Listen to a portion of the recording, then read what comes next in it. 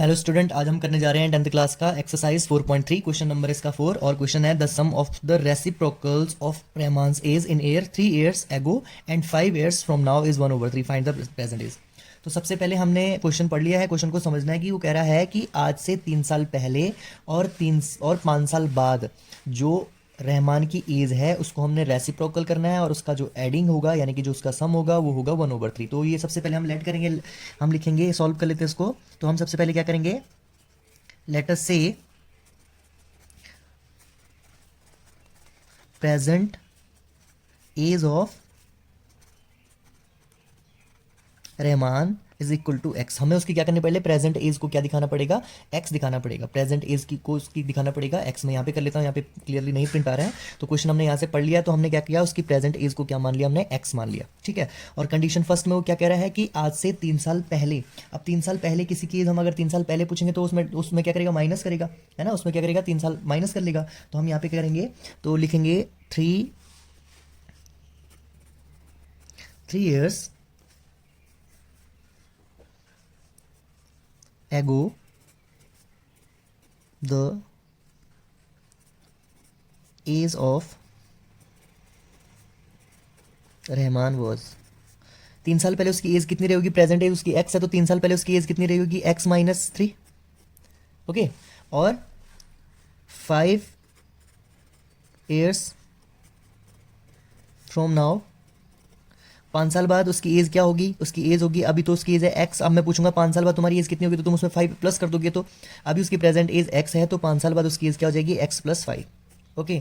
अब वो क्या कह रहा है, वो कह रहा है इनके एज के रेसिप्रोकल का सम। अब एज को रेसिप्रोकल करना पड़ेगा, इसको रेसिप्रोकल करना पड़ेगा ना। रेसिप्रोकल मतलब इसको न्यूमिनेटर को डिनोमिनेटर और डिनोमिनेटर को न्यूमिनेटर बनाना पड़ेगा। तो यानी कि इसको x-3/1 को हम क्या करेंगे, रेसिप्रोकल करेंगे। तो क्या हो जाएगा, 1/x-3 और इसकी एज का सम, रेसिप्रोकल की एज का सम, यानी कि उसकी एज के रेसिप्रोकल का सम। तो इसको भी रेसिप्रोकल कर लेंगे, तो ये हमारे पास हो जाएगा 1/x+3 का सम। कितना बोल रहा है वो, उसका सम बोल रहा है वो, इसका सम बोल रहा है 1/3। तो इनका सम मैंने करके दिखा दिया है 1/3। इसको आगे फर्दर सॉल्व करते हैं। सबसे पहले हम क्या लेंगे, इसका एलसीएम लेंगे, इन दोनों का एलसीएम लेंगे, तो ये दोनों मल्टीप्लाई हो जाएंगे आपस में, है ना। तो इनको हम मल्टीप्लाई एज अ मल्टीपल दिखा लेते हैं। तो ये हो जाएगा x-3 और ये हो जाएगा तुम्हारे पास x+3। इसको इसके साथ मल्टीप्लाई करेंगे, तो x+3 को 1 के साथ मल्टीप्लाई करेंगे तो क्या हो जाएगा, x+3 रहेगा। और बीच में साइन है प्लस, x-3 को, सॉरी ये 5 होगा, यहाँ पे 5 होगा, ठीक है, ये 5 था, 5 होगा। तो ये इसके साथ मल्टीप्लाई करेंगे तो कितना हो जाएगा, x+5 × 1, तो ओवरऑल वही रहेगा। और x-3 × 1, तो ये हो जाएगा x-3। ओके। अब इसको आगे सॉल्व कर लेते हैं। ऊपर हमारे पास नॉर्मली बीच में प्लस का साइन है, तो हम इसको ब्रैकेट खोल लेते हैं। ये हो जाएगा हमारे पास x+5 + x-3 और नीचे हमारे पास मल्टीप्लाई करना पड़ेगा। इसकी प्रॉपर्टी भी है, 9th क्लास में तुमने देखा होगा, x+a और x+b वाला तुमने देखा होगा। तो यहाँ पे नॉर्मली मल्टीप्लाई कर लेते हैं। x को x से मल्टीप्लाई करेंगे तो क्या हो जाएगा, x² और x को 5 से करेंगे तो 5x हो जाएगा। फिर -3 को x के साथ करेंगे तो कितना हो जाएगा, -3x हो जाएगा। और -3 को 5 के साथ करेंगे तो माइनस का कितना हो जाएगा, 15 इज इक्वल टू 1/3 रह जाएगा। ठीक है। अब हम क्या कर लेंगे, ऊपर हम जो लाइक टर्म्स है उनको प्लस माइनस कर लेते हैं, बाद में हम इसको इंटरचेंज करेंगे। ठीक है। तो यहाँ पे x भी प्लस का है और x भी प्लस का है, तो ऊपर कितना हो गया हमारे पास 2x। और यहाँ पे 5 प्लस का है और 3 माइनस का है, तो प्लस माइनस का माइनस, प्लस माइनस का माइनस और सिंबल बड़ी डिजिट यानी कि प्लस का आएगा, तो हमारे पास यहाँ पे हो जाएगा प्लस का 2।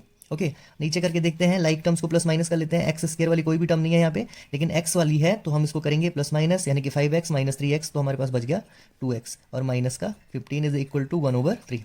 अब इसको क्या कर लेते हैं, इंटरचेंज कर लेते हैं। इस 3 को इसके साथ मल्टीप्लाई कर लेंगे पूरी टर्म्स के साथ, तो 3 को ब्रैकेट के बाहर रखेंगे और ये हो जाएगा 2x + 2 और इस पूरी टर्म को इसके साथ तो 1 बाहर रखो और ये हो जाएगा x² + 2x - 15। ब्रैकेट के बाहर 3 है, तो ये 3 क्या करेगा, पूरी टर्म को मल्टीप्लाई कर लेगा, तो ये क्या बन जाएगा हमारे पास, 3 × 2x यानी कि 6x बन जाएगा ये। और प्लस 2 को 3 के साथ फिर से मल्टीप्लाई करेंगे तो ये हो जाएगा हमारे पास 6। ओके। इज इक्वल टू 1 के साथ करेंगे तो सारी टर्म सेम ही रहेगी, हो जाएगा हमारे पास x² + 2x - 15। अब लाइक टर्म्स को एक साथ कर लेते हैं। यहाँ पे x² की कोई भी टर्म नहीं है, प्लस 2x, अब यहाँ से 6x यहाँ लेके जाएंगे तो ये माइनस का 6x हो जाएगा। ठीक है। माइनस का 15 और ये 6 इधर से इधर जाएगा तो ये हो जाएगा माइनस का 6। ओके। तो ओवरऑल ये हमारे पास क्या बन रहा है, लाइक टर्म को प्लस माइनस करके x² ये हो जाएगा माइनस का 4x हो जाएगा। ओके। और ये हो जाएगा हमारे पास माइनस माइनस का प्लस हो जाएगा, सिंबल माइनस का रहेगा, माइनस का 21 हो जाएगा। तो ये हमारे पास एक क्वाड्रेटिक क्वेश्चन बन गया। हम इसको किसी भी मेथड से सॉल्व कर सकते हैं। हमारे पास बहुत सारे मेथड हमने एक्सरसाइज 4.1 और 2 में की है। तो हम इसको क्या कर लेते हैं, मिडिल टर्म स्प्लिट करके कर लेते हैं, ठीक है। तो हमारे पास क्या था, x square minus 4x minus 21, ये हमारे पास टर्म थी, ठीक है।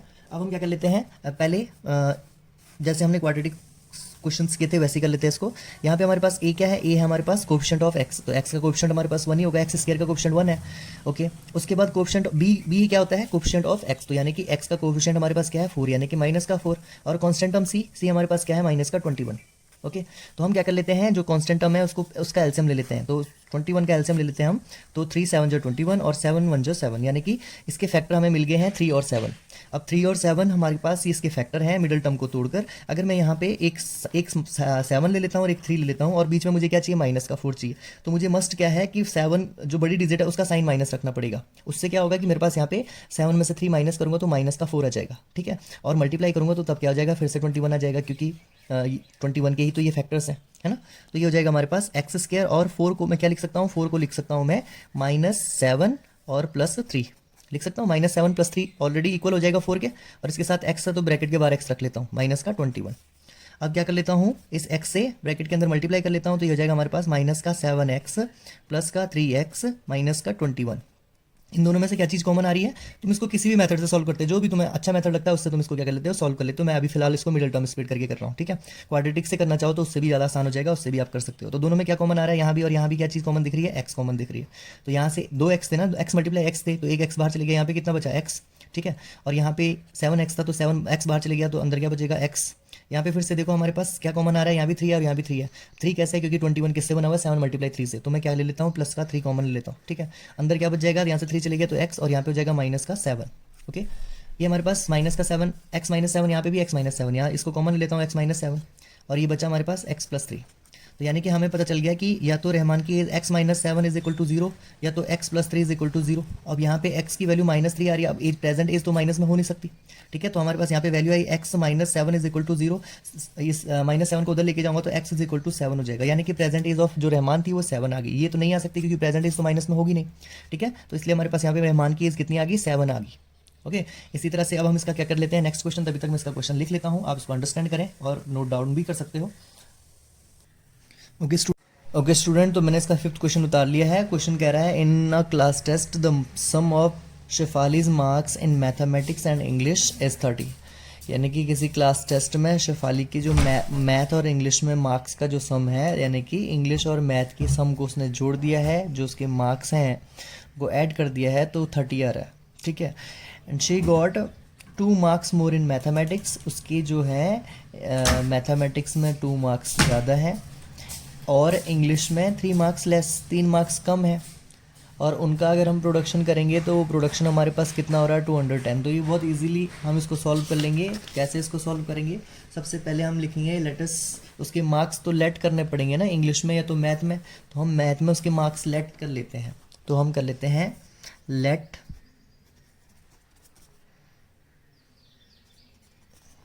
लेट अस से मार्क्स इन मैथ। मैथ में उसके मार्क्स हम ले लेते हैं x, ठीक है। तो इंग्लिश में उसके मार्क्स कितने होंगे,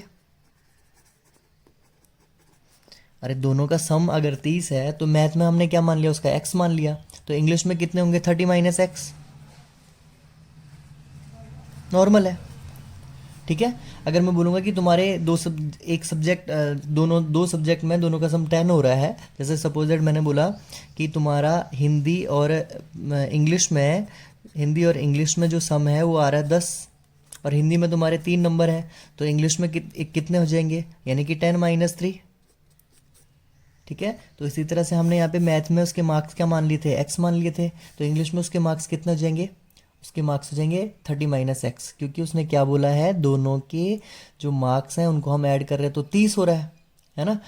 तो हमारे पास क्या हो जाएगा, इंग्लिश में उसके मार्क्स कितने हो जाएंगे, 30 - x हो जाएंगे, ठीक है। अब अकॉर्डिंग टू क्वेश्चन क्या कह रहा है, अकॉर्डिंग टू क्वेश्चन वो कह रहा है कि उसके मैथ में कितने मार्क्स ज़्यादा हैं, यानी कि मैथ में वो कह रहा है उसके मार्क्स 2 ज़्यादा हैं, और इंग्लिश में उसके मार्क्स कितने कितने हैं, 3 कम है, यानी कि 30 माइनस एक्स माइनस, ये तो इंग्लिश के मार्क्स हैं, इंग्लिश के मार्क्स में 3 माइनस दिखाना पड़ेगा। और इनका जो प्रोडक्शन है यानी कि जो मल्टीप्लाई है वो कितना आ रहा है, 210 आ रहा है। ठीक है, तो नॉर्मली क्या हो जाएगा, x प्लस 2 और ये मल्टीप्लाई बीच में रहेगा, और ये यहाँ पे हमारे पास कितना हो जाएगा, 27 माइनस एक्स, 30 में से 3 माइनस कर दिया, 27x इज इक्वल टू 210। ठीक है, अब हम क्या करेंगे, x से मल्टीप्लाई करेंगे, तो x से 27 को मल्टीप्लाई करेंगे तो कितना हो जाएगा, 27x। ठीक है, इस x से माइनस x को मल्टीप्लाई करेंगे तो क्या हो जाएगा, एक्स स्क्वायर। इस 2 से 27 को मल्टीप्लाई करेंगे तो कितना हो जाएगा, प्लस का 54 हो जाएगा, और इस 2 से x को मल्टीप्लाई करेंगे तो माइनस का 2x हो जाएगा, इज इक्वल टू 210। अब हम क्या करेंगे, लाइक टर्म्स, और उसके बाद इसको स्टैंडर्ड फॉर्म में लेंगे। तो जो हमारे पास क्वाड्रेटिक इक्वेशंस होती हैं उसमें x की हाईएस्ट पावर 2 होती है, तो सबसे पहले हमारे पास क्या हो जाएगा, एक्स स्क्वायर सबसे पहले आ जाएगा, और उसके बाद कौन सी टर्म आती है, x वाली टर्म। तो x वाली टर्म एक है प्लस का 27x और एक है माइनस का 2x, है ना। उसके बाद कॉमन टर्म्स, ये सॉरी कांस्टेंट टर्म हमारे पास क्या है, हमारे पास कांस्टेंट टर्म है 54, और एक 210 उधर है, इक्वल के उस और है, तो उसको इधर ले आएंगे तो ये जगह माइनस का 210 और यहाँ बच जाएगा 0। अब लाइक टर्म को प्लस माइनस कर लेते हैं। ठीक है, एक्स स्क्वायर की टर्म सिंगल है इसलिए इसको अभी ऐसे रहने देते हैं, और ये हमारे पास कितना हो जाएगा, 27x माइनस 2x, तो कितना बन रहा है ये हमारे पास हो जाएगा प्लस का कितना 25x हो जाएगा, और इसको प्लस माइनस करते हैं, यानी कि 210 में से अगर हम माइनस करेंगे 54 तो कितना हो जाएगा हमारे पास 6, और ये हो जाएगा हमारे पास 5, और ये हमारे पास हो जाएगा 1, यानी कि प्लस ये किसका आएगा, माइनस का 156। ओके, इतना ही आएगा। अब हम क्या करेंगे, इसको फिर से वही मिडिल टर्म स्प्लिट करके करेंगे, लेकिन उससे पहले बात, जो एक्स स्क्वायर है हमारे पास वो प्लस में होगा तो ज़्यादा बेटर होगा, इसलिए हम क्या कर लेते हैं, सबसे पहले माइनस साइन कॉमन ले लेते हैं। ठीक है, तो हम क्या कर लेते हैं, यहाँ पे एक्स स्क्वायर हमारे पास क्या होना चाहिए था, एक्स स्क्वायर प्लस का होगा तो ज़्यादा बेटर होगा, इसलिए मैं क्या कर लेता हूँ, माइनस साइन को कॉमन ले लेता हूँ। तो अगर मैं माइनस साइन कॉमन ले लेता हूँ तो सभी के साइन क्या हो जाएंगे, अपोजिट हो जाएंगे। एक्स स्क्वायर माइनस का था तो ये एक्स प्लस का हो जाएगा, ये प्लस 25 था तो ये माइनस का 25x हो जाएगा, और ये माइनस का 156 है तो ये हमारे पास क्या हो जाएगा, प्लस का 156 इज इक्वल टू 0। तो ये माइनस साइन यहाँ से क्या हो जाएगा, रिमूव हो जाएगा, ये इसके डिनोमिनेटर में चले जाएगा, तो ये हमारे पास क्या हो जाएगा, x square minus 25x plus का 156 ओके इज इक्वल टू 0। अब हमारे पास फिर से a क्या है, कोफिशिएंट ऑफ एक्स स्क्वायर यानी कि 1 है, b हमारे पास कितना है, कोफिशिएंट ऑफ x यानी कि 25 माइनस का, और c हमारे पास कितना है, c हमारे पास है 156। तो तुम इसको किसी भी फॉर्मूले से निकाल के कर सकते हो, फिलहाल हम इसको करेंगे मिडिल टर्म से। तो मिडिल टर्म सबसे पहले हम क्या करेंगे, 156 का क्या लेंगे, 156 का हम ले लेते हैं सबसे पहले एलसीएम। ठीक है, 156 तो 2 से हो जाएगा, 2 7 जा 14, 2 8 जा 16 ओके, फिर 2 से हो जाएगा, 2 3 जा 6 और 2 9 जा 18 ओके, फिर 3 से हो जाएगा, 3 1 जा 3, 3 3 जा 9, फिर कितना हो जाएगा 13, 1 जा 13, क्योंकि 13 के तो कोई फैक्ट्री नहीं है। ठीक है, तो हमारे पास क्या आया, 2 मल्टीप्लाई 3 मल्टीप्लाई 13 आया।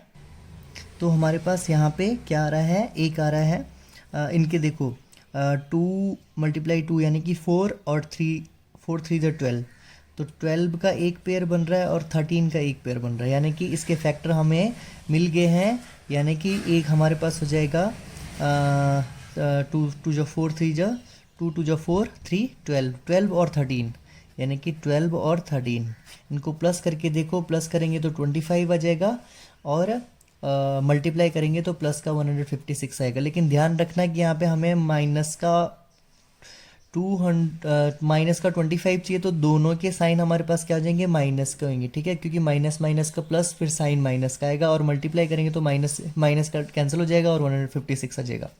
तो हम यहाँ पे लिख लेते हैं एक्स स्क्वायर -25 को हम कैसे लिख सकते हैं, हम इसको लिख सकते हैं माइनस का 12 और माइनस का 13। और ब्रैकेट के बाहर x रखेंगे प्लस का 156 इज इक्वल टू 0। अब इस x से ब्रैकेट के अंदर मल्टीप्लाई करेंगे तो क्या हो जाएगा, एक्स स्क्वायर माइनस का 12x माइनस का 13x plus 156 is equal to 0। ठीक है, अब हम क्या करेंगे, नॉर्मली यहाँ से कॉमन ले लेते हैं और यहाँ से भी कॉमन ले लेते हैं। क्या कॉमन आ रहा है यहाँ पे हमारे पास, यहाँ पे हमारे पास x कॉमन आ रहा है, तो यहाँ पे x कॉमन आएगा तो x बच जाएगा और माइनस का 12 हो जाएगा। ठीक है, यहाँ से क्या कॉमन आ रहा है, हमारे पास आ रहा है माइनस का 13 कॉमन लेना पड़ेगा, क्योंकि माइनस का 13 इसलिए कॉमन लेना पड़ेगा क्योंकि अगली टर्म हमें क्या चाहिए, माइनस का 12 चाहिए। ठीक है, तो यहाँ से 13 कॉमन ले लिया तो x और जो 156 था वो उसके फैक्टर क्या थे, एक तो 13 था एक 12, तो अंदर यहाँ पे क्या बच जाएगा 12।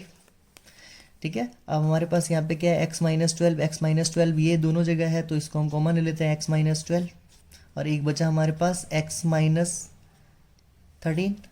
ठीक है, तो इसका मतलब है, इसका मतलब क्या हो गया, या तो x माइनस 12 इज इक्वल टू 0 या तो x माइनस 13 इज इक्वल टू 0। ठीक है, तो x इज इक्वल टू हमारे पास हो जाएगा 12 और यहाँ हो जाएगा x इज इक्वल टू हमारे पास हो जाएगा 13। यानी कि जो इसके मार्क्स हैं शेफाली के, या तो मैथ में 12 रहे होंगे या तो मैथ में 13 रहे होंगे। ठीक है, अगर मैथ में उसके 12 मार्क्स हैं तो इंग्लिश में कितने होंगे, तो मैथ में अगर उसके मार्क्स आ रहे हैं 12 तो इंग्लिश में कितने हो जाएंगे, इंग्लिश में कितने हो जाएंगे 30 माइनस एक्स, है ना, तो 30 माइनस एक्स की वैल्यू यहाँ पे 12 आ रही है तो इंग्लिश में उसके कितने रहे होंगे, फिर माइनस करेंगे तो ये 18। अगर उसके मैथ में 12 मार्क्स आ रहे हैं तो इंग्लिश में कितने आ रहे हैं 18। ठीक है, अगर उसके मैथ में 13 मार्क्स आ रहे हैं तो इंग्लिश में कितने होंगे, इंग्लिश में जाएंगे 30 माइनस एक्स हो जाएंगे। अब 30 माइनस एक्स की वैल्यू यहाँ पे कितनी आ रही है 13, तो यानी कि हमारे पास कितना हो रहा है, माइनस करेंगे तो कितना हो जाएगा 17। ठीक है, तो ये हमारे पास आंसर बन गए कि अगर उसकी मैथ में 12 मार्क्स हैं तो इंग्लिश में उसके कितना आएंगे 18, और अगर उसके मैथ में 13 मार्क्स आ रहे हैं तो उसके इंग्लिश में आ जाएंगे 17 मार्क्स। तो इस तरह से हमने ये क्वेश्चन किया। अब